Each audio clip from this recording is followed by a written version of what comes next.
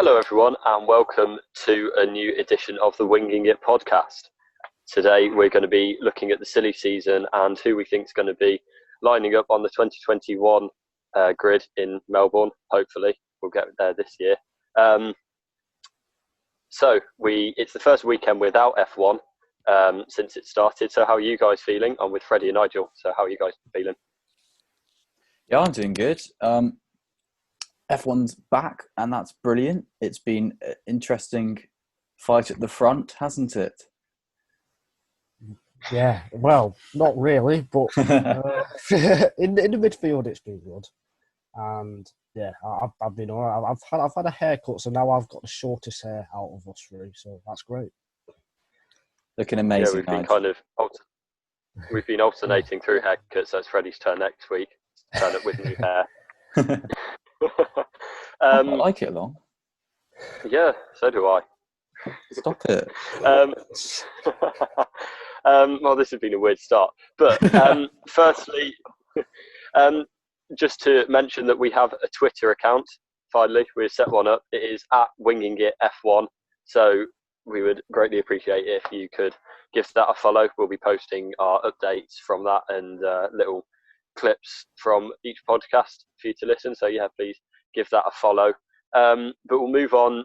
We are talking about the grid, but first we'll just give a bit of airtime to Alonso, who's returning in 2021, two-time world champion, to Renault, the team that he won his two championships with. I don't think we existed when the move was announced, but we thought it would just be worth giving it a bit of airtime now because it has kind of divided opinion a bit. So, Freddie, what's your kind of take on it? My first perspective when it was announced and when it was heavily rumoured, I was a bit like, I'm done with Alonso. I can't be bothered anymore. He's going to come in. He's going to dictate the narrative, and that's going to be it. But I've been brought round a bit to. This is a statement and a half from Renault.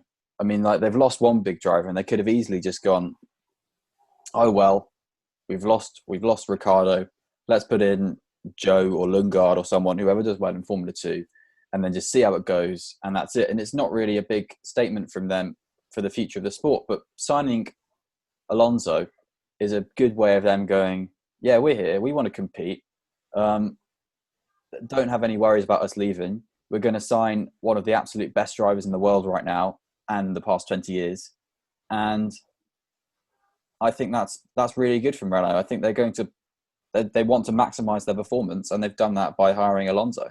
So yeah, we've got one of the best drivers in the world back on the grid. That's pretty good, to be honest.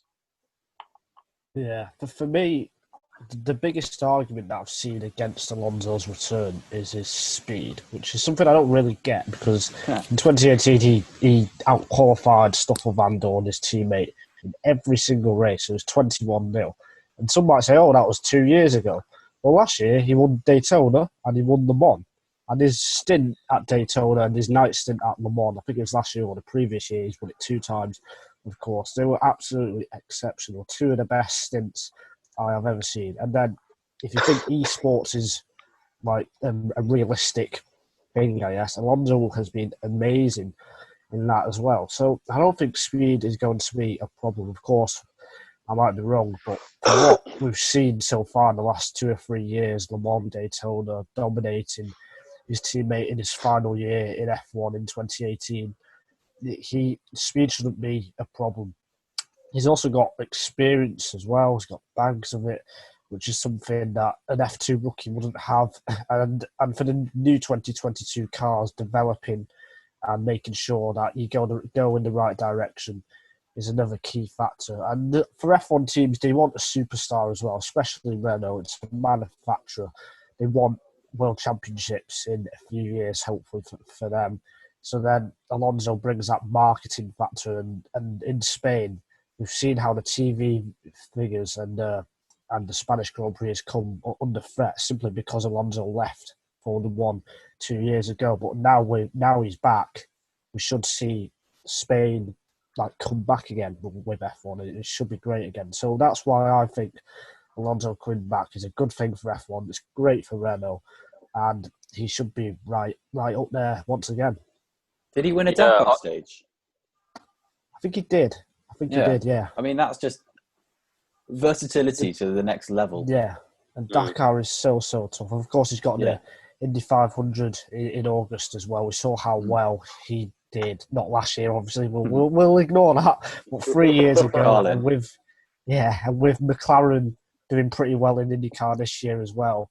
Yeah, he should manage to qualify this time, and I think he should be towards the front. Hopefully, he might not win, but I think he can show some good form this year in the end, and it's just great to have him back in F1 next year. Yeah, I kind of, when it was first announced, I think I was a bit like Freddie. I wasn't that much of a fan, and I kind of thought, he'll come in 2 years, or whatever, but, I'd maybe rather that had gone to an F2 driver who, could build a future, for a long time in F1 and become a mainstay there. But yeah, I think I'm kind of getting on the hype train now. That I think it is exciting, and yeah, it's a good way to replace Ricciardo. I think they signed him as their kind of big name superstar driver, and Alonso's the next level up from that. I think that's really good. I guess the worry is, will it kind of be like with McLaren, where he came in and got disenfranchised with it, and ended up probably hampering them by the end rather than helping them. But that remains to be seen. I think his mindset coming into this stint will probably be different because he knows it's his last chance at F1, really. He's also realised how much he's missed F1, I think, because he could have easily done a full IndyCar season, and it surprised me that he hasn't for whatever reason. Because especially since the IndyCar season is only 6 months long, I think, because usually it ends in September if it's a normal year. But he hasn't done that, so he's realised how much he's missed F1, and he's back, and hopefully he should be on top of his game, because on his day he is one of the few drivers that can probably take on Hamilton and Max Verstappen. So yeah, whether he will be at that level, we'll find out, but it's great to have him back. Yeah, I saw some people saying, it would spice up the midfield battle, but I kind of, from what we've seen so far, it's not, doesn't need that much spicing up. It's pretty decent already. But we will we'll come to Renault later, although probably not spend too much time on them. But we've all gone away on our own independently and drew up lists of who we think is going to be in each team for 2021. And we're going to go through team by team and discuss those. I think some teams there won't be much discussion about, some there'll be a lot of debate. So that's going to be very fun. But we'll start with Mercedes, the 2020 Constructors Champions in waiting. And that's depressing. Hamilton and Bottas, I've put. Has anyone changed? Has anyone deviated from that? Yeah, I've gone past the Maldonado. No, I'm only joking. Yes. I'm only joking. No. It'll be interesting to see how long their contracts are, actually, because if Mercedes are going to pull out post-2021, then you'd think Hamilton and Bottas only get a 1-year contract. But if they have a 2 or 3 year contract, especially Lewis, then it suggests that Mercedes will stay in F1 for the long term. There's obviously the Russell debate too, and there's been a lot of noises about Mercedes respecting Williams' 3-year contract they had with Russell, which is until next year, and that gives an impression that there's been a bit of talk of, do we want to promote George or not? And I think they are considering Russell for a 2022 seat. Yeah, I read that news as that they wanted Russell in, but they couldn't get him, basically. I think. Oh, really? I can see that. Yeah.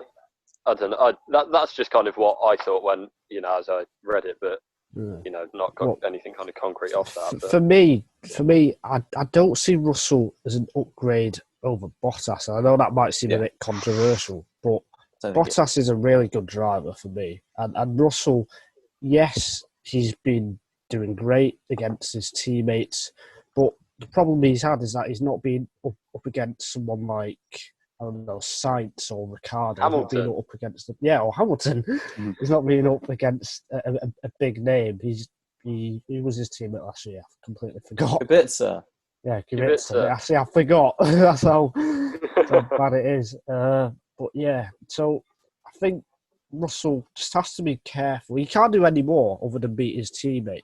He's just got to be careful his status and his stock doesn't drop because he's been forgotten about, essentially. But yeah, for me, I think Bottas staying at Mercedes is the right thing. Mm. I guess the only thing with Russell is if you bring him in kind of in his first driving a big team against Hamilton, how Exactly. will that actually help or hinder him? But I think Bottas is safe for another year. I think we all agree on that. So move on to Red Bull. Decision. Red Bull. Max Verstappen is, we think he's in there. He's multi-year deal till 2023. Nigel, is that? Yeah, that's correct. Yeah. So who are we putting alongside him in the seat for 2021? Nigel, do you want to go? I've said Sebastian Vettel. I've been bored. I have that too. Oh, yeah. I'm really 50-50 as to what Vettel does. Is he going to go to Red Bull or is he going to go to Racing Point, which will be Aston Martin next year? And I've just tossed a coin and gone for Red Bull because I really don't know. And yeah, I just think he owes loyalty maybe because Red Bull gave him the first chance to helped him to 4 world titles, of course. And he has nothing to lose really of going up against Max at Red Bull. And yeah, I'm regretting saying he's going to Red Bull. Now I think he's going to go to Aston Martin. I really don't know, but I've said Red Bull, so yeah, that's my guess. Yeah, I've said Vettel too. I think the kind of rumours about him to whichever team won't go away anyway. I mean, so we can't really discount anything. He's probably having talks across the grid, but he's a shrewd operator, is Sebastian Vettel, and so are Red Bull. They know what they need and what they want, and they want a teammate who's going to be very fast. And if they're not going to get that from their junior program at the moment, they may as well go and get the swan song years of their 4-time world champion. I haven't gone for Sebastian Vettel. I've gone for Alexander Albon to stay in the seat. I have kept Vettel on the grid, and we'll see that later. But I kind of feel like I was actually in my mind thinking about Perez as well to Red Bull, but I didn't go for it. But the reasoning is the same. That I think if you put Vettel in, it's kind of a win now. You're putting kind of all of it. He's not going to stay there for ages, and I feel like they do that if they're in a position to win the Constructors' Championship. But if they're not, and I don't think they will be, considering 2021 cars will be an evolution to the most part, then I think they'd be better off giving Albon another year, because don't forget it's his second year. He's 3 races into his second season. He got promoted very early, earlier than Ricciardo or Vettel or Verstappen did. And yeah, I think they wouldn't really be kind of finding out what Verstappen promised, what Albon promised, if they, hoik him out of the seat in after only a year and a bit in it. That was kind of my thinking behind it. Question for you. So why not Gasly? Because he just didn't kind of show anything in Red Bull. I think Albon has shown kind of promise, and what Horner said when they got rid of Gasly was he kind of wasn't going for moves. He was just kind of, his ceiling was pretty low in terms of, once he got into a position in the race, that he was kind of stuck there really. And I feel like Albon isn't, we saw it this weekend that he started 13th and finished 5th. He's made a few good kind of recovery drives, and he's been in position to podium or win. He's just kind of been taken out by Lewis both times. So I think he has shown a lot more than Gasly. After kind of less time in the sport, he only had just over half a year before going in. I think Albon is fighting for the seat more than Gasly was. I think there's a definite consensus that Gasly was able to sort of let it get to his head quite a lot and wouldn't really know what to do with it, whereas Albon's offering a bit more knowledge and a bit more sense in how to keep going and keep the seat and make his performance better, whereas Gasly was a bit more, I don't know what's going on. And I think Red Bull have definitely been impressed by that. They've been quite candid about that, to be honest. So, also there is an obvious conversation about the environment, and Gasly's thrived at Toro Rosso so much, and AlphaTauri now, and there's just got to be a reason why he has done there and not at Red Bull. Do you both think that Red Bull are being a bit silly by not going outside the driver program? Because they've had a chance this year and last year, really, to go for a driver that's not within the program. Well, their three best drivers at Red Bull have been Vettel, Ricciardo, and Verstappen, who've all come through the driver program. Weber didn't. No, but I wouldn't Weber put him at the same level. Weber and Coulthard essentially built that team, and Coulthard ducked out before it became a winning car. Weber should have won the 2010 World Championship, arguably. We can argue that championship exactly. So I think outside isn't bad, and we've seen that with every other driver.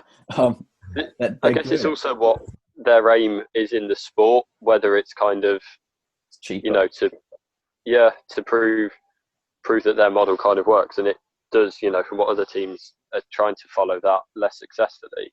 Do you think Vettel would be that much of an upgrade over Albon? Because I'm kind of not totally convinced he would. I think he's not.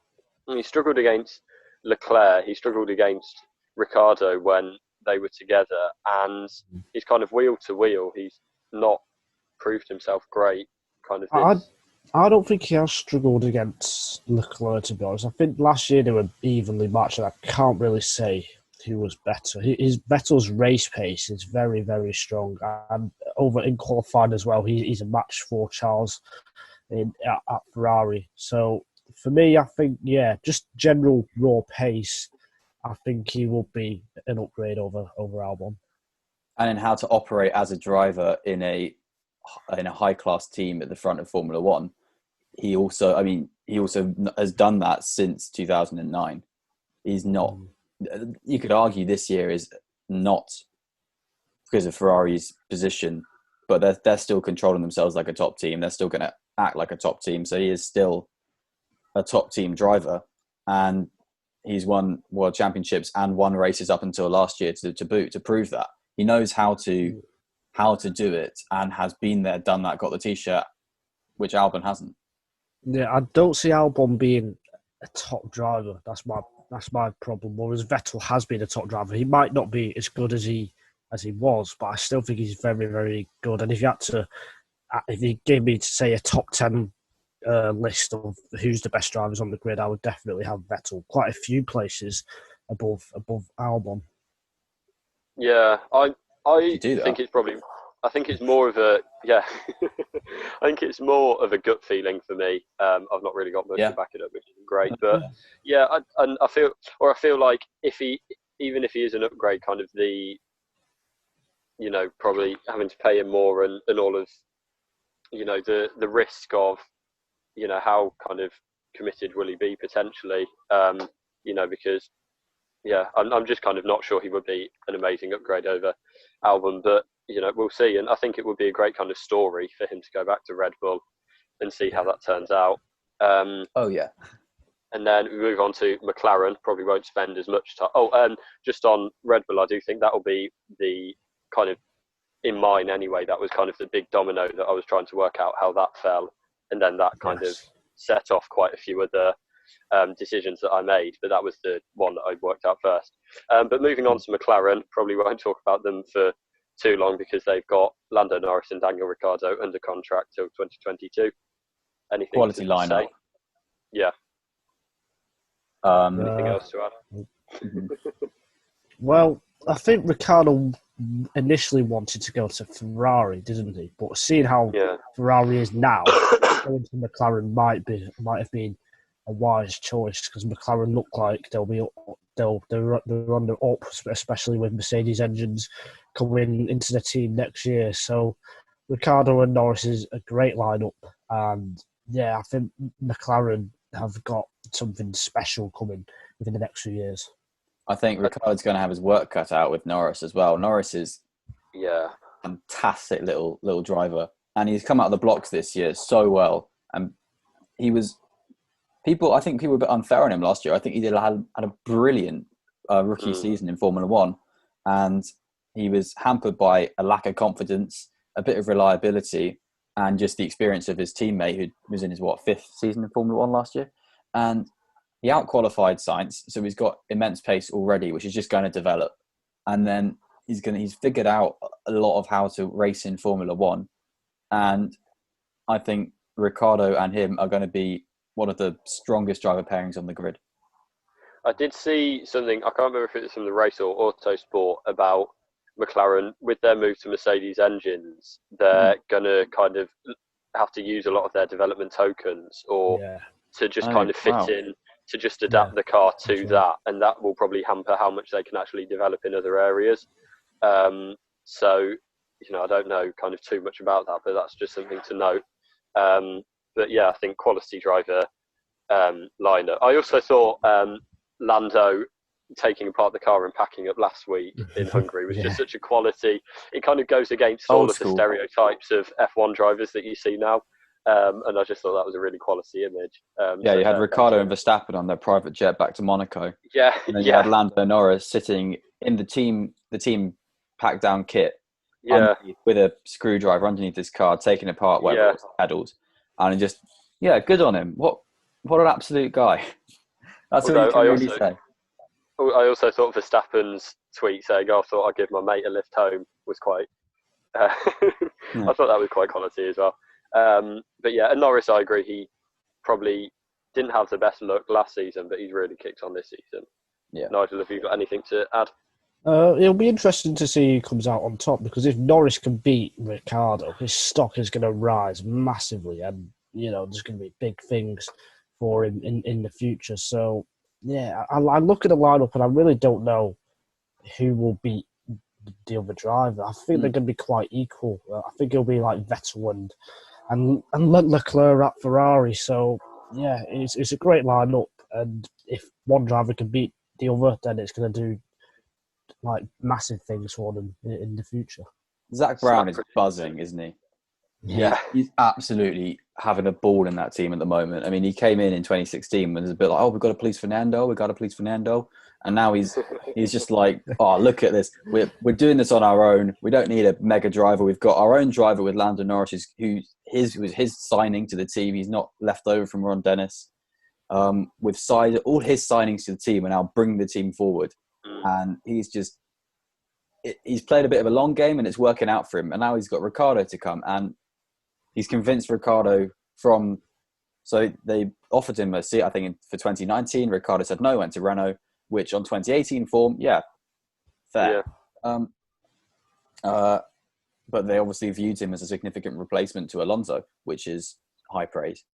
And now they've performed well enough to get Ricciardo to jump ship from Renault to McLaren. And McLaren, like you say, Nigel, they've got something special coming in the next few years.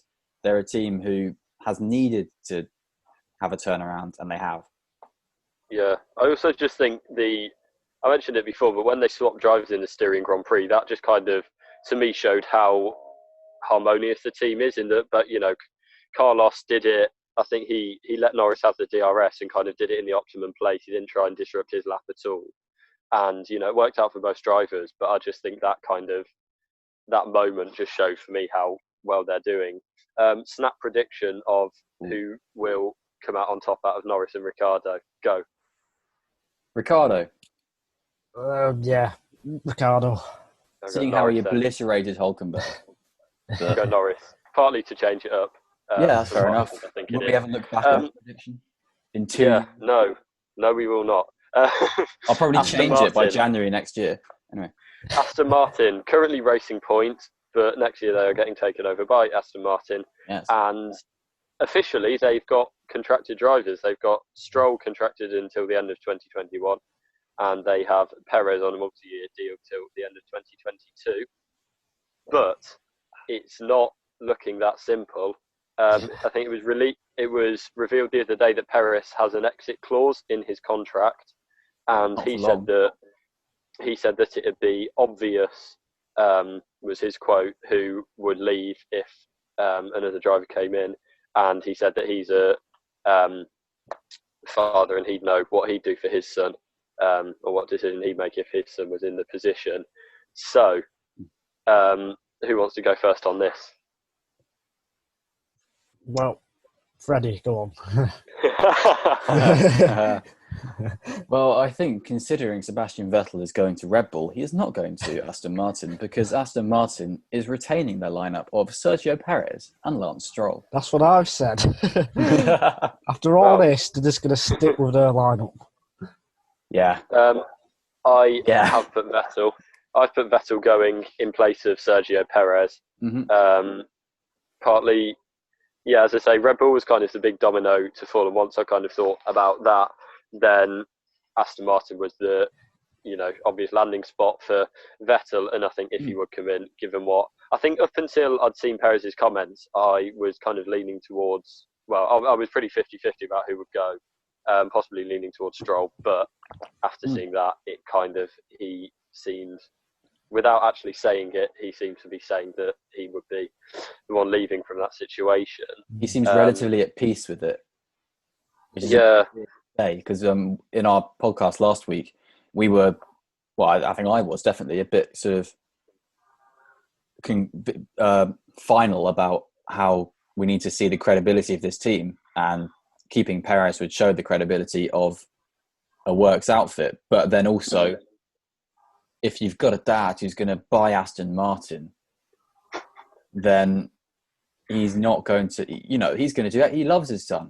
Lawrence loves Lance. Yeah. Sweet. And he's got the capability to go to such a level, and that's what Perez has said. So it's a bit like, then you kind of think about it at that level, like, why would he not go this step further? Yeah. I want to see Vettel and Perez at Aston Martin. That's what I prefer. But I just don't see Stroll kicking out Stroll.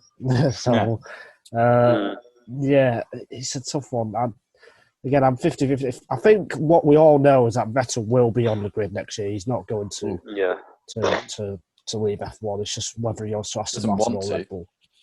No. Yeah, I mean, I am really interested to see how Stroll goes this season, because I feel like, looking at Racing Point, you think Perez, he's already got, podiums over kind of quite a long span, and he seems to be kind of more of a known quantity, whereas I feel like Stroll is still a bit of an unknown quantity, and he has improved as he's gone through, and we said last week that his qualifying pace seems to have really stepped up this season, and I feel like he does have a chance to kind of really put himself up, elevate himself, and the position he's in this year, he could be getting podiums and wins, if maybe that's a bit harsh, but definitely podiums. But crazy race is coming up at Silverstone. Whoa! Where would you actually? We'll do that later. Where the Stroll Vettel lineup would go, because we've not revealed many so far. But I would be interested to hear your thoughts on where you think a Stroll Vettel lineup would kind of rank after we've gone through this. Okay. But we'll move on to Vettel's old team now, Ferrari, and he's still there. And there's Leclerc has been locked into a big 5-year deal until the end of 2024. That was kind of really, putting all their chips on the table about where they're going. And Sainz, they signed him as the number 2 driver, or to start with anyway. He's got a 2-year deal to the end of 2022. Firstly, have any of you thought there's going to be some crazy scenario where these aren't going to be in the car? We've seen Ferrari are so dogged, aren't they? It's like, we've got to do our own thing. We've got to sack Vettel. He's not performing well. No, he's really bad. What did you mean that he actually matched Leclerc last year? No, he didn't. The writing was on the wall for Vettel as soon as that contract was announced in January for Leclerc. It was an absolute shock, but it's a statement and a half. And Ferrari know where they want to go, and that is they want to just go forward. And I don't know if they've got a mindset of, we can't look back, but I don't know. It seems a bit. I don't really know where Ferrari want to go. They just have said, we want a bit of youth in the team. Youth is good. Cool. You both mentioned it. I don't think Vettel and Leclerc were even last year, because Leclerc out-qualified. I mean, I can't off the top of my head. I think he out-qualified. He did out-qualify, yeah. Got more wins, more poles, more points. Way more poles. All after starting the season as a number 2 driver, and it's his first year in a top team and only his second year in the sport. I thought, I view that as a pretty unequivocal defeat for Vettel. He only beat Vettel by about 15 points or so, and if Vettel had won in Sochi, he would have been, I think, about level with him in points at the end of the year. And also, if we get into the Canada debate, if he had got the 7 points in Canada more, then he would have arguably then been ahead of Leclerc. And I think with Vettel, with the level of performances that Leclerc did over the year, they were really good and really consistent. And Vettel had some naff performances, but then he still came through at the end, and that shows the quality of a driver of his years. He still came through to be so close on points to Leclerc that it was going down to the final race and where they would sit with points. So I think there is still there was still a level. I mean, they were seesawing, and there were a few people throwing around a stat of Leclerc out-qualified Vettel at all these line of races, ignoring a lot of Ferrari's reliability issues in the qualifying. I mean, I think Leclerc did do a much better job than Vettel because he was a rookie, but Vettel also did a much better job than he's done in the past against rookies. He did much better than he did against Ricciardo. And that's development as a driver, because he didn't just roll over and let him have it. Yeah. I mean, Leclerc, he was pretty much nailed on to winning Bahrain if his engine hadn't packed up. And I don't think Vettel was as nailed on to winning Russia. That's a Vettel mistake in Bahrain. If Vettel hadn't spun in the wash of Hamilton, which is it's a stupid mistake from Vettel. If he hadn't done that, then he should have picked up the win. And he should have been aspects to it. It should have been a 1-2 in Spa. It should have been a 1-2 in Monza. And those were Spa. Leclerc was just better, and Monza Vettel was an absolute. Oh God, a fool. That's the thing. And then he crashed into. Yeah, he crashed into Stroll. You go. Yeah, well, but then he also crashed into Leclerc at Brazil, and the Canada. I think we've got different views on it, and I know, it was a harsh penalty, but it was still Vettel. The law, wasn't it? But it was also Vettel made the mistake under pressure. Yeah. Whether it deserved a penalty or not, he still put himself in the position where he was in, potentially going to give it, and it was his mistake from that. You're right. So yeah. I think, like I say, the argument. Sorry, Nigel. The argument is that he was still there at the end of the season despite lots of issues. And I think if Vettel cleans up his act, which obviously is necessary for anyone who's signing Vettel, they're going to say clean up your act, and then he's a cut above. I think in terms of championship end of, but obviously that will come with Leclerc. Yeah, I think Vettel made more mistakes, which made him look worse than he was, kind of thing. And obviously, he should definitely not be making those kind of errors as a driver. But I think on race pace, especially, Vettel was definitely a match, if not better than Leclerc. I think qualifying, Leclerc was better than Vettel. But for me, there was nothing Leclerc did better, other than make a few less errors. But luckily, even himself made some mistakes. So, I'm not sure. I don't know. I don't think I've convinced you to change your mind, and I don't think you've convinced me that that's fair enough. And I do think Vettel's actually, his stock has risen and Leclerc's has fallen this season, but we should probably talk about that. There's not so much to see this season, is there? Yeah.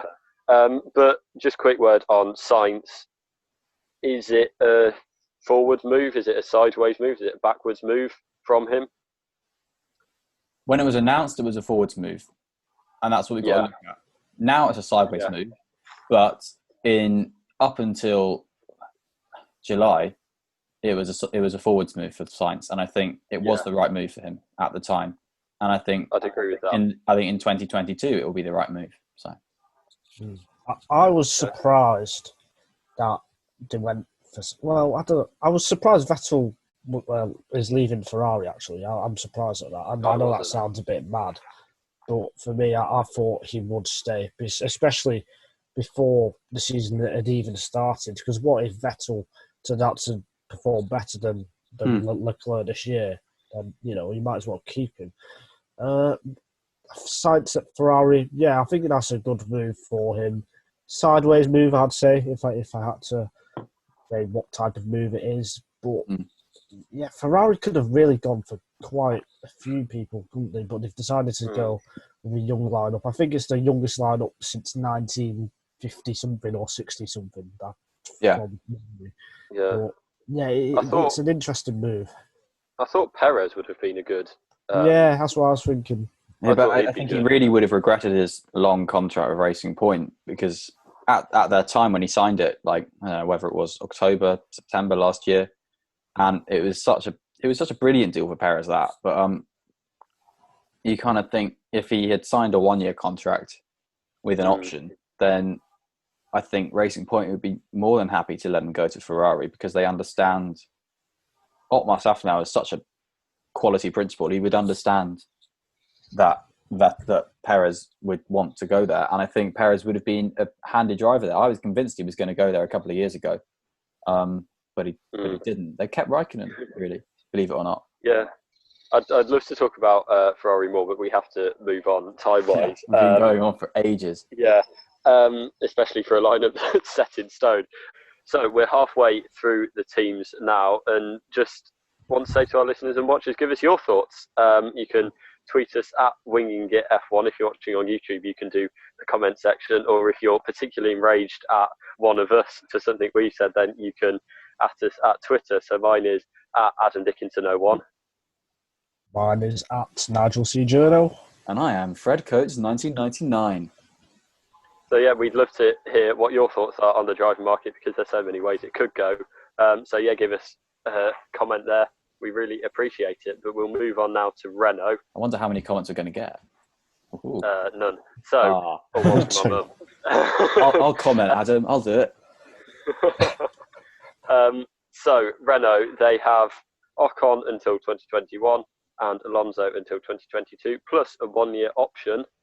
I don't see it changing, really, but I do kind of like the thought, given how Ocon's not really set the world alight, I do kind of like the thought of Gasly going and replacing Ocon. I don't think it will happen, but I just think it is a nice one to throw out there. Renault were too stubborn. Yeah. I don't know what to say to that. I like the thought of that. I thought Gasly and Ocon would be a hilarious lineup, because they absolutely hate each other now. They used to be really good friends, but they have their own mini rivalry, and it's brilliant. And if they got put in a team by Cyril Abiteboul, then it would be just brilliant. I thought it would be a brilliant little storyline, but it's not. And I think Gasly would do really well if he gets picked up by a team outside of the Red Bull program. We've already spoken about that program at length. Yeah, I kind of liked it for that reason, and he is fast, and Ocon's kind of not. He's only been 3 races, and we'll have to see. But I hope he does the world light so far. I hope he does better, because he was really good at Racing Point, Ocon, and I have been disappointed with him. And there's only so much you can put down to the sabbatical year, but he didn't really have any running in the car last year. And I felt sorry for him in Australia. I'm very sorry for him in Australia. Next year's a huge year for Esteban Ocon, because if he gets beat by Alonso, then his F1 career might be over quite quickly. So it's a massive, massive year for Ocon. We can insert a Nico Rosberg fireball in the edit there. Is his career over? I commented about Gasly to Renault on WTF1 and got a shout out on their podcast. So that's my podcasting highlight so far. It's kind of us to give a shout out to them. Yeah, they need. Yeah, exactly. But we'll obviously not too much to say. We already talked about Alonso. We'll go on as you mentioned, the Red Bull program, we thought we'd talk about them a bit more and go on to Alpha Tauri, ex-Toro Rosso, still the Red Bull Junior team. And yeah, what are your thoughts on that? They've not got anyone locked in so far. So what are you guys' predictions? Gasly and Albon. That's what I've gone for. Are you copying me? Are you copying me? I'm sure there's something going on. We can't have picked the same things all the way through. It's just the logical option, clearly. Poor Kvyat, what did he do? He got beaten by Gasly. Yeah, And, I think Albon was demoted. You can't demote him past Kvyat because, that defies the point of the system. Yeah, I think Albon and Gasly, Red Bull will put them into the same team. Whoever comes out on top next year will get the chance back at Red Bull in 2 or 3 years' time. That's what I think will happen. It's a primitive driver system. I put Gasly in Sete Camera, but I'm not really feeling very confident about it. I put it last week, or earlier in this week when I made notes. But that's an interesting one. So my line of thought what was he's doing at Dragon in Formula E and all. Yeah. So my line of thought was that since I put Albon in at Red Bull, and I didn't put him there to put Sete Camera in, but I put him in at Red Bull. I think Gasly, could stay, but I don't think they'd keep Gasly and Kvyat for another season. So seeing as they signed Sete Camera as their reserve driver and kind of stole him from McLaren, I kind of view that as a bit of a signal of intent, not a massive one. But I thought out of their junior program, he seemed the kind of one that I'd put in. So I'm kind of not really all in on that, but that's kind of Red Bull's junior program. They've kind of been left a bit empty because you got Sonoda, Drugovic in F2. Is that right? They're not. Yeah, him as well, and they're not impressing massively. They're doing okay. Sonoda's been all right, actually. A bit stuck. Yeah, not the rookie level of a Shwartzman or a Actually, no one else really on the rookie level. Not on the rookie level. Lundgaard. Not the Armstrong. Armstrong. So, yeah. I think Sete Camera, he's been on the fringes for a bit too long for me, if that makes sense. I mean, I would have said the same about Latifi last year, but it seems to be that like Sete Camera got into Formula 2, did good, and carried on doing good, and then his 2019 season was a step back a bit. Yeah, he completely blew it because he probably could have stepped up with maybe even Williams for this year or whoever. And but he made quite a few little errors, and he was there on pace when he was there. Yeah, but it's it's just a few little things with Sete Camera that leave a lot to be desired. And he did well against Norris in the Carlin year, but Norris came in and just beat him, and now Norris is in F1, setting the world alight. And I think he did get that he's the next left. So he came into F2. He didn't. He was in European F3 and he finished 11th. That was his highest finish there, which isn't great. And then he came into F2 in 2017 and came 12th, and then came 6th in 2018 and 4th in 2019. He got 2 wins, 2 poles, 3 fastest laps, and 8 podiums. I'm not reading this off Wikipedia. You should have really fought for the title with Latifi and De Vries and Giotto. It was a big year for him last year, and he didn't perform for me. Well, he's in Super Formula this year, so I guess it will just be tracking how he goes there. But it was more a case of I didn't really see any other after I put Albon to Red Bull, I didn't really see any other options. Yeah, Formula E is a good fit for him. Really, I think he could do. If you look at what Gunther's done there in Formula E, straight from Formula. Not Gunther Steiner, Maximilian Gunther. Just Maximilian Gunther. That's a sight. Gunther's gone there, and by the time he got taken seriously, he was winning races. So Sete Camera, I think, could do well in Formula E, and if we see he's signed up to just have his debut in the the final 6 races of the season for Formula E. And if he does well there, if he really, really excels and applies himself, then I think we can start talking about him quite seriously as a Formula E to Formula One move, which you don't really see. And I think, sorry, Freddie. Albon nearly went to Formula E as well, but then he signed with Nissan. Exactly, but then he was in Valencia doing the testing for Nissan, and then had to get out of the car, and Buemi had to do it all because they were having all the contract talks with Helmut Marko and Toro Rosso, and they were very annoyed with Nissan. They were like, "Yeah, we've got this young guy. He's done really well. We've got him. No one else has. They've ignored him, and we've got him." And then they're like, "Oh, we've lost him now." But that brought Ollie Rowland into Formula E, which we can speak about for days because he's really good there. But anyway, this isn't you can speak about for days.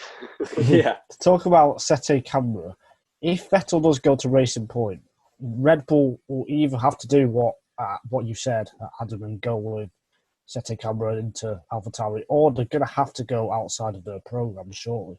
Yeah, because I don't see Danny Kvyat staying. They've been turned down by Jev. Is the other one.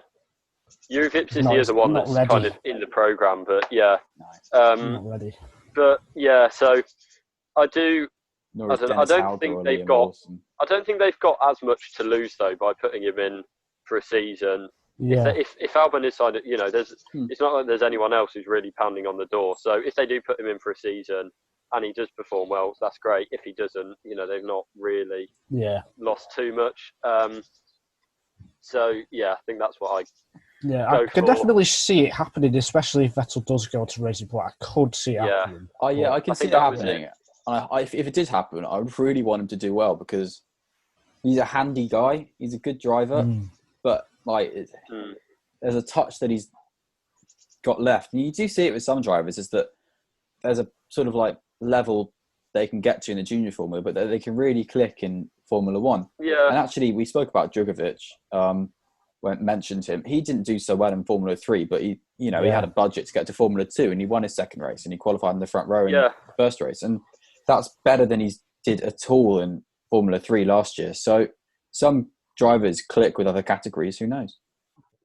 You both said Gasly and Albon, and that reminded me of a great line I heard from BBC commentary. I can't remember if it's Jack Nicholls or Jolyon Palmer saying that Red Bull's kind of become the feeder team for AlphaTauri now. Yeah, but all of the drivers that are coming to AlphaTauri are coming back from Red Bull. They've gone and put back. It's just a sight we just wouldn't have thought in about 2015 when Red Bull was then prime junior program moment. Where they had Ricciardo and Kvyat and in Red Bull, and then Verstappen and Sainz and Toro Rosso. Yeah, it's this is the perfect thing. They're just cycling through them. Vettel's left to go to Ferrari. We've got a good race winner come up through the program. What will Kvyat do? He was the youngest points on debut in 2014. And then we've got, wow, look at this. This guy's 17. That's so cool. Oh, this guy's the son of a rally driver. That's cool. And then it became a bit, they're all stuck there because they're all actually quite good. I just thought someone who could go to AlphaTauri who we haven't mentioned, and that's Pato O'Ward, who was a Red Bull driver or Red Bull junior program driver last year, but I think he got dropped, and he's in IndyCar at the moment, and he's doing quite well. I thought he left by choice to go to IndyCar with McLaren. Yeah. I think he left the Red Bull program. And whether Red Bull might think, shall we bring him back, just like they did with, was it Albon? Albon was at Red Bull after 9 years. Sette Camera was dropped as well. I was about to say. And Ilott was dropped. Now he's doing really well in Formula 2. I think Ilott would be an interesting one because I think we'll get onto this later, definitely. But I think he's the one who the door is a bit more shut in the driver academy for Ferrari based on the fact that he's Callum Ilott. And that's it. But just like that. Red Bull could pick Ilott. I think he would be one who would be. I would have a lot of respect if they picked up Ilott. Yeah. Just on the kind of how it's the junior program isn't really providing great stuff at the moment, as we said. Red Bull's a feeder to Alpha. Do you think there's any danger that the Red Bull second team won't stick around if there's kind of not? If effectively they're just being a stopping point for failed Red Bull drivers. If you'd asked me last year, I'd have probably agreed with that. But I think the fact that they've done a complete rebrand with AlphaTauri as the clothing brand, I think because of that, they've committed to that team for the long term. Right. Yeah, I'd have to agree with that. The only way AlphaTauri will leave is if Red Bull leave. That's the only thing. I'd agree with that. And now we're on to the other Alpha, which is, of course, Alfa Romeo, spelt differently. And Freddie, I'm really excited to hear what you've got for this, because you've been doing some digging in the Ferrari Driver Academy, I hope, or what you said before. So what have you got put down for Alfa Romeo? It is the 2020 Formula 2 Prema team, Robert Shwartzman and Mick Schumacher. Not the same. So I've got Mick Schumacher as well, but I've gone with Kimi Räikkönen. Yeah, I don't think he's going to retire. I can really understand that. I can understand that, yeah. And the only reason I'm saying that is because, yes, he doesn't have the speed, but he's got such a big fan base. He's marketable for the team. He brings in a lot of sponsors and money just because he is Räikkönen and he's got that prestige, that status. So I think he'll be, 40, 41? So just incredible, really. Who would have thought Kimi Räikkönen would have the most Grand Prix starts, the most experienced F1 driver ever? Particularly taking 2 years out. Yeah, it's just crazy. So I've got a bit bored and gone with Räikkönen, staying with Mick Schumacher. In February, my hot take for the season was that Räikkönen would stay. I think I'm being a bit more swayed by seeing a few Formula 2 races, but because I think there's a good chance that, you've got the impression that Räikkönen is the Alfa Romeo seat and Giovinazzi is the Ferrari seat, and you kind of think, okay, well, Mick Schumacher would be the Ferrari seat, and I think Alfa Romeo wouldn't be against just putting Shwartzman in the Alfa Romeo seat, if that makes sense. I think they would want both of them if they could have them, and I think there's a good chance they can. I think it'd be an improvement on this year's lineup. Yeah, definitely. Yeah, well, I think a lot of things would be an improvement on this year's lineup. I don't think there's that much going for it. What's your selection? So mine is going with Robert Shwartzman. I think how he's done in his rookie season, he looks kind of nailed on. I don't know. It's early to say, but I kind of back him. And I've put Callum Ilott because it's not much to go off, but he's done better than Schumacher so far, and that's all we can go off. Yeah. So I've gone with him. I think it's pretty much a toss-up. I would like to see a Brit at Ferrari. So Ilott, he can be that guy. Yeah. So, yeah, I've put him. He has done well so far. He definitely seems to have kicked on from last season. Yeah, it's just kind of who really gets the drive out of him and Schumacher, I think. I think the mind would say Ilott and the heart would say Schumacher for Ferrari as a selection. And I think Ferrari have been, they've been very happy to just go with the heart. And you look at they gave Schumacher a junior test, second race of 2019. He'd only done his F2 weekend and he was already testing an F1 car. And I think the hype of Schumacher is enough to put him there, but I don't think he would do another year in an F2 even after this one. He can't afford it, I don't think, because if he does another year in F2 and he doesn't do well, then it will just look silly. If he's jumped by Shwartzman, then that doesn't look good for Mick. I'm kind of thinking about it feels like recent years, but actually it's kind of not, but kind of drivers, champions, nephews. I'm thinking of Piquet Jr. and Bruno Senna, relations who've come up and kind of not really made a mark. And I can kind of see Schumacher being in that category, unfortunately. Yeah. Schumacher's the next Senna, Bruno Senna. I like that. That's a good clickbait. Yeah. Put that into the yeah. I was all ready to say Ilott to Alfa Romeo, Alpha Tauri for it, but we're going with that. Giovinazzi, none of us have retained him. Yeah. I don't know what people are doing for their other drives, but I've not got him in. And where do you think he's standing I think if there wasn't such a strong driver academy, he would be a shoo-in because I think he's been actually pretty good so far this year. He's been better. He's been an improvement than he was last year. Yeah, I disagree. Okay, fair enough. I think he's improved.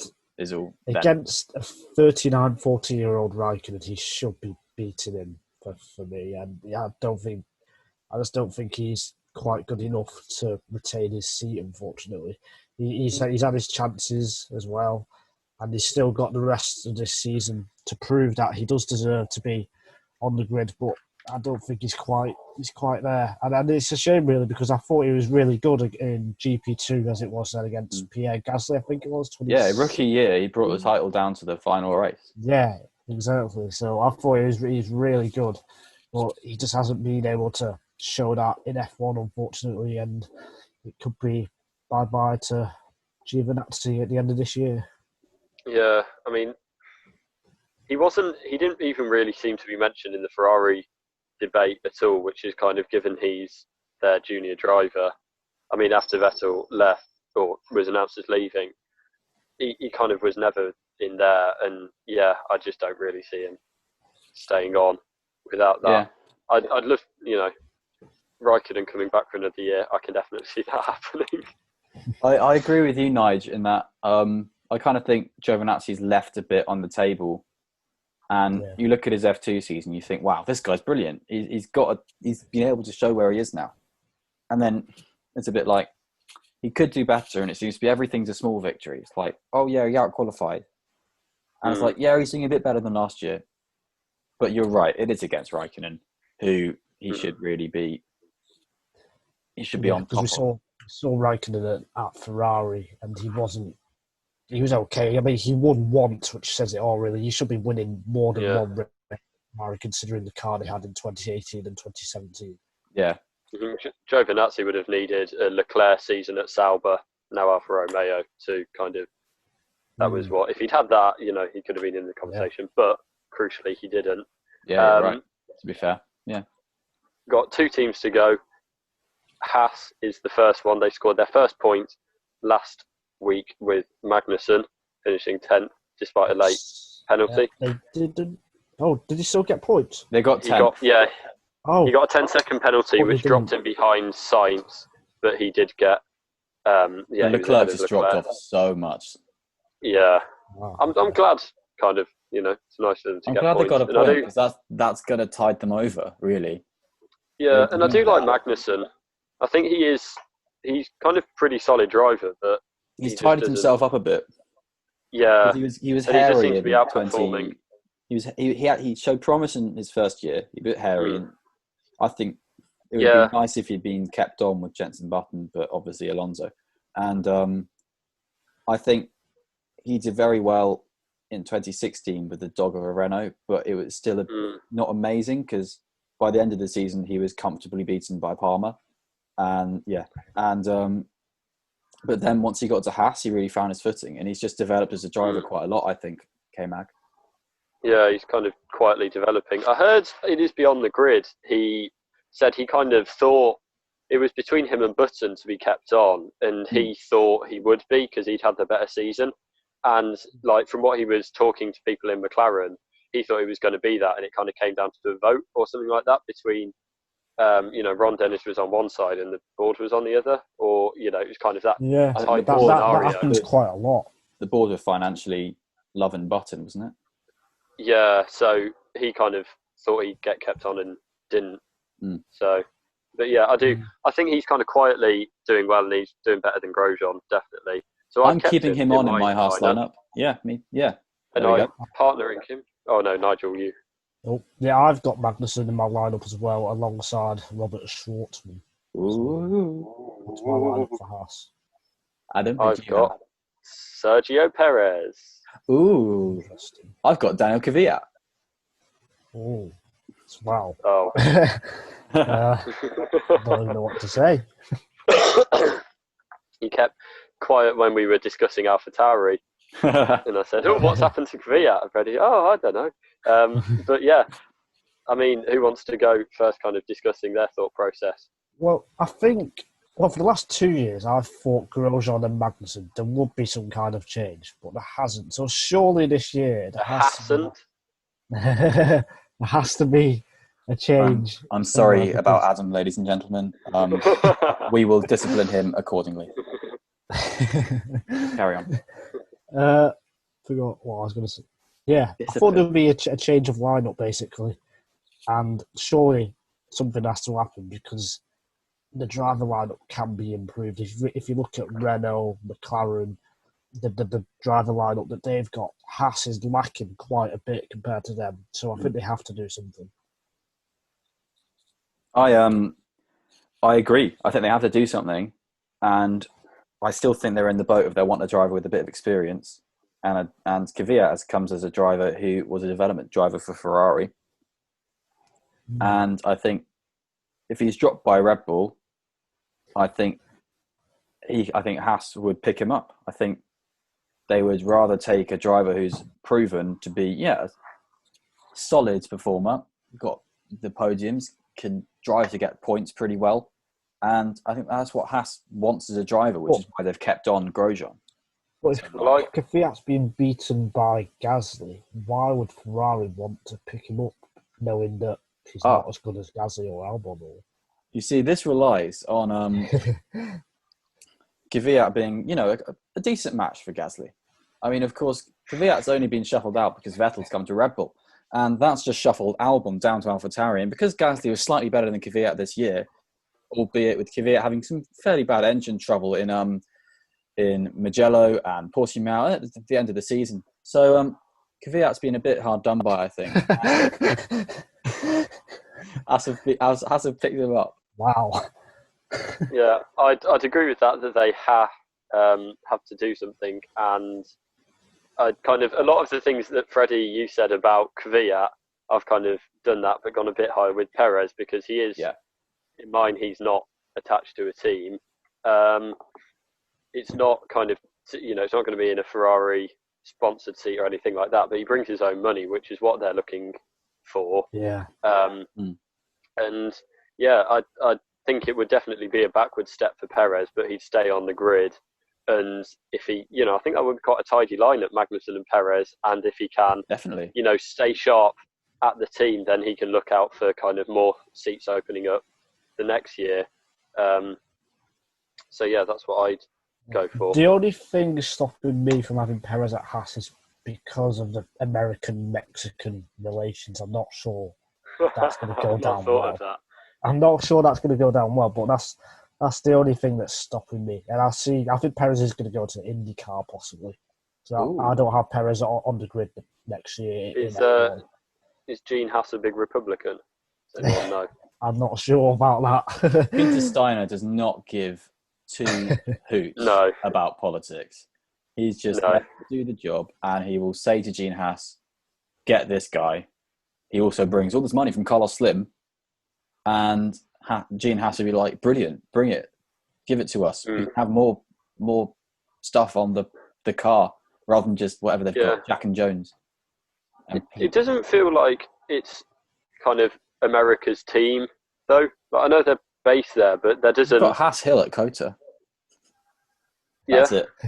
But yeah, I don't know. It doesn't feel like it's that tied to the kind of nationality. I don't know. That's just my kind of take on it. Yeah, if Perez isn't...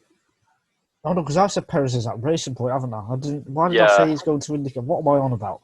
Never mind. Ignore me. I forgot what I said. How do you think that Magnussen Perez lineup would stack up, kind of, in the That's grid? a good lineup. Yeah. And, shrewd midfield operation. Yeah. Which is what Haas need to be. It's what they've been lacking a bit in last year and definitely this year. Yeah. I think there does has to be some change from Grosjean. I'm sorry. It's there's a whole, I think in 2018 Paddock Pass, Will Buxton did like a whole host of Haas puns, and there's a compilation of them on YouTube, so I guess I'm taking some inspiration from that. Inspiration. Yeah, you probably wouldn't see it that way. And have any of you got anything else to add on Haas, or should we go on to the last team? Nico Hulkenberg might possibly be an outsider. Yeah. I thought about that. I think they've had a few talks, haven't they? They have, yeah. That's the only other driver I could. Well, there's quite a few drivers that could be a Haas. That's a And good shout, to be Schumacher, fair. Hulkenberg, Hulkenberg. If I were given a Fiat choice did- between all of them, Hulkenberg would be bottom of my list pretty much because I think he'd be too expensive.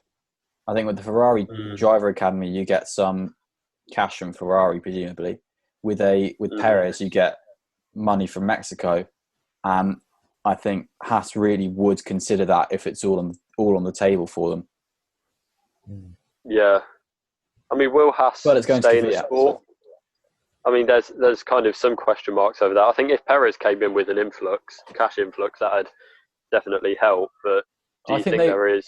I think they will stay in the sport. I think there's the regulation change has been something that Haas have been very candid about pushing for, and it is happening. Obviously, the budget cap and all of that jazz. So I think Haas are going to be keen for that. I think it all depends on how that goes for the next sort of 5 years or so.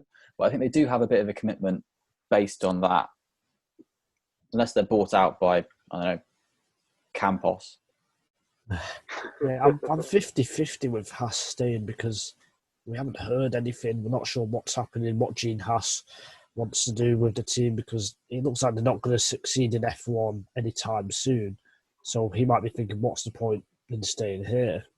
But especially if they are going to be running at the back. So I'm not 100% sure if Haas will stay. It's not been talked about a lot, surprisingly, but it's definitely something to watch out for. But F1 cannot afford to go down to 9 teams. This is something to talk about at a later time, but F1 seriously need Haas to stay. I think the problem with Haas is I don't see them really improving that much next season. Exactly. So they're going to be kind of at the back for another season before the regulation change. Yeah. But we'll have to move on now to the final team. Not as much to talk about there. It's George Russell and Nicholas Latifi. Both are contracted. They announced recently, was it last week? It was 100, Russell's been retained. It's the last year of his deal with Williams, and we said Mercedes kind of potentially had some interest, but there's been a hands-off sign. So he's contracted till the end of 2021, and Latifi a year longer till the end of 2022. Talking points, are there any? Good lineup. Well, I don't know if it's Russell's good, but Russell's Latifi. good. Latifi's rich. I think for Williams, they had to trying to secure their place on the grid next year with a new sponsor and stuff like that. I think the drivers is the least of their worries right now. Well, so retaining Russell will have been massive for that staying on the grid, though. If Definitely. they lost him and had to bring in Roy Nissany out of it, then wouldn't be so good. He did a good dive bomb in one race in Austria. Give him the benefit of the doubt. Well, I mean, Aitken and Latifi would be, I think, leaving a bit to be desired as a lineup. Yeah. I don't rate Jack Aitken. I don't He's really. not done very well this season. I quite think he like gets him before rated by the season. fact. I think he gets rated by the fact that he's affiliated with WTF1, so people know who he is. Yeah, I've never really rated him at all. No, I thought his performance against George Russell as teammates in Formula 2 left a lot to be desired from Jack Aitken, unfortunately. And he's a lovely guy, and he had a good second season in Formula 2, but this one has just fallen away from him. And he is with Campos, who aren't necessarily a front-running outfit, but yeah. I think Latifi is a better option than Aitken. I think that was it last season. He if he'd kind of had a continuation or been fighting at the front, then, I'd say, yeah. And this is his third season as a reserve driver, test driver, whatever. But, yeah, he's just not kind of showing anything so far. The other drivers on the scrap heap that we've kind of gone through, so there's Kvyat, Giovinazzi. Are there any other, and Raikkonen for me and Freddie, are there any other big name omissions that you can think of? We've not spoken about Grosjean. He's obviously been dropped by all of us. Oh, yeah, I forgot about him completely. Yeah. What do we all think? Do we just think he's had his time? He's sort of missed the boat. Been a bit. And I think there are better options. I think there are better options out there for Haas. Like we were all discussing, mentioned Hulkenberg, Kvyat, Perez. I think they'd all probably be, and Gasly, I think they'd all be upgrades on Grosjean at the moment. So, yeah. Yeah, I don't know, because I thought he wouldn't be on the grid this year and the year before, yet he's managed to do it. So he could stay on for all we know. I don't think he should, because I don't think he's done enough against Magnussen. But yeah, I really don't know about Haas. There's 6 or 7 drivers that could be in that Haas team, really. And same with Alfa, in a way. There was some discussion on Ted Kravitz's notebook, and he said that Grosjean kind of gave an implication that he probably would retire out of choice from Formula One, perhaps. And that was something that kind of surprised me, because he seems to have been someone who's happy to just hang on a bit. But I think he's kind of realised that. And in the lockdown, he started his own esports team. He sort of moved his own brand a bit out there. And I think maybe he could move into sports cars, maybe do a bit more Le Mans kind of thing, or Daytona, IMSA, that kind of side of it.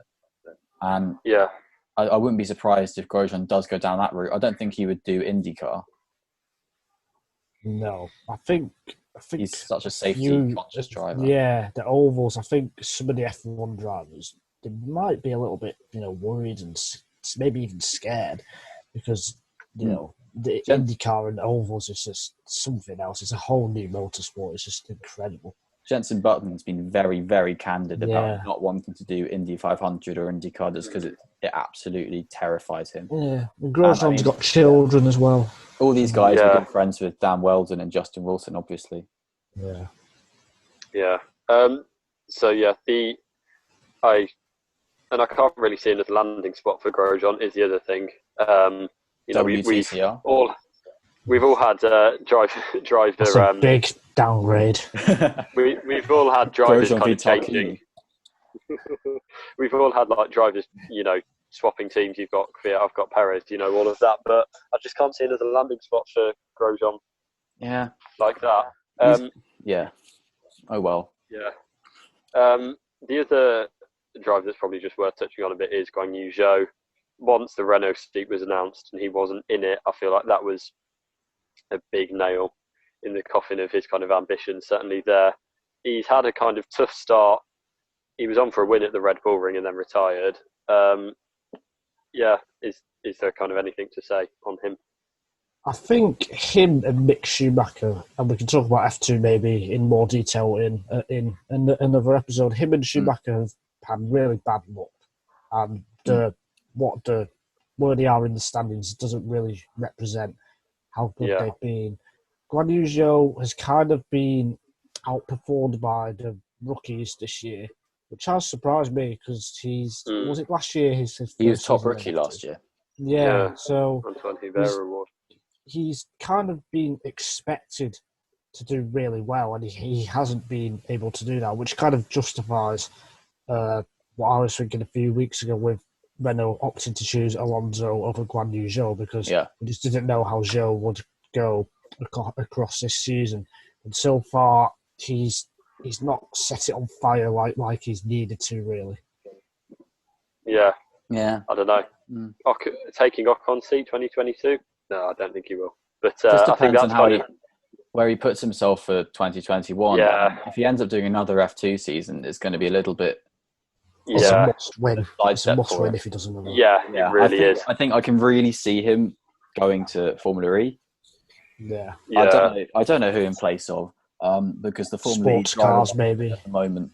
Yeah, the driving markets around other motor series at the moment are just ridiculous. Yeah. Unless anyone else can think of another kind of major drive that we've missed out, I certainly can't. Then we'll wrap that up. The Winging It F1/FE podcast this week.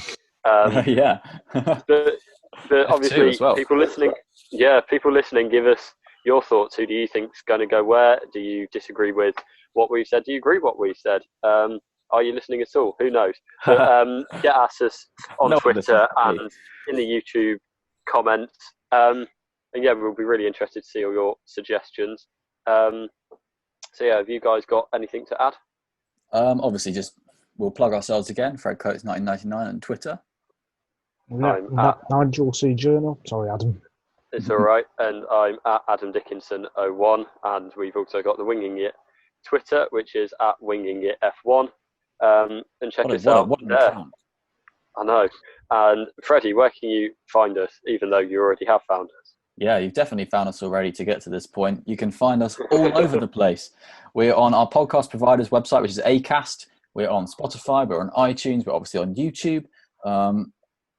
We're, as Adam said, are on Twitter. We'll probably try and eke ourselves out a bit, move ourselves into Deezer at some point, that kind of thing. If you guys want to listen to us there, you can have a more on-the-go experience listening to the audio version. Obviously, if you want to listen to us in your car for some reason, or at the gym, which are opening in the UK on Saturday, I think. So go and listen to us in the gym. Or if you're not in the UK, in somewhere. So yeah. Yeah, that wraps it all up. It's been our longest episode so far. I think we had a lot of things that we kind of been pushing back. I will talk about that next week to get through. But I've really enjoyed it as usual, and we'll be back next week for our British Grand Prix preview. Yeah, and I'm looking forward to that, seeing how it goes. But in the meantime, thank you very much for watching or listening, and we'll see you all then. Bye.